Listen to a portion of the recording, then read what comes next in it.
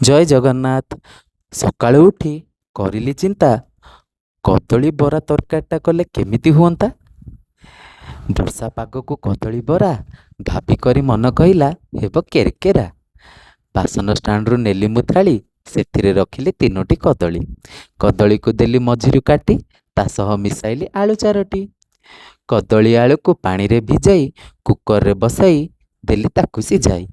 Cooker ମାରିଲା 3ଟି city. ଶୁଣି ଭାବିଲି ଆଳୁ କଦଳୀ ହୋଇଯିବ କି ଘାଣ୍ଟି।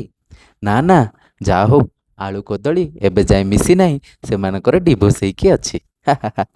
କଦଳୀ ଆଳୁର ଚୋପା ଛଡ଼ାଇ ଲୁଣ ହଳଦୀ ମସଲା ଦେଇ ତାକୁ ଦେଲି ଗଡ଼ାଇ। ଗୋଲ ଗୋଲ କରି ତାକୁ ଗଢ଼ିଲି। ଗ୍ୟାସ୍ ଚୁଲାରେ କଡ଼ାଇ ବସାଇ ଦେଲି। କଡ଼ାଇରେ ଦେଲି ରିଫାଇନ୍ ତେଲ, ବେସନ ଗୋଳାଇ ପକାଇଲି ବରା ସଅଳ। ହେଇଗଲା ଆମ କଦଳୀ ବରା। ଏବେ କରିବା ଆମେ ତାକୁ ତରକାରୀ ପରା। କଢ଼େଇ ତେଲରେ ଦେଲି ପିଆଜ କଟା, ତାରି ସାଙ୍ଗକୁ ଅଦା ରସୁଣ ବଟା, କାଶ୍ମୀରୀ ଚିଲି ସାଙ୍ଗେ ଟମାଟୋ ପେଷ୍ଟ, କାହିଁକି ନା କରିବା ଆମ ତରକାରୀ ବେଷ୍ଟ।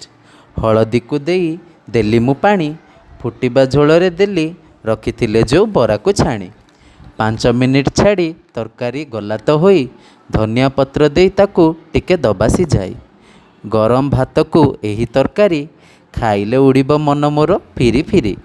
ଭଲ ଲାଗିଥିଲେ ଘରେ କରିବାକୁ ବିଳମ୍ବ କରିବେ ନାହିଁ। ଲାଇକ୍ ସେୟାର ସବସ୍କ୍ରାଇବ୍ କରିବା ପାଇଁ ଜମାରୁ ଭୁଲିବେ ନାହିଁ।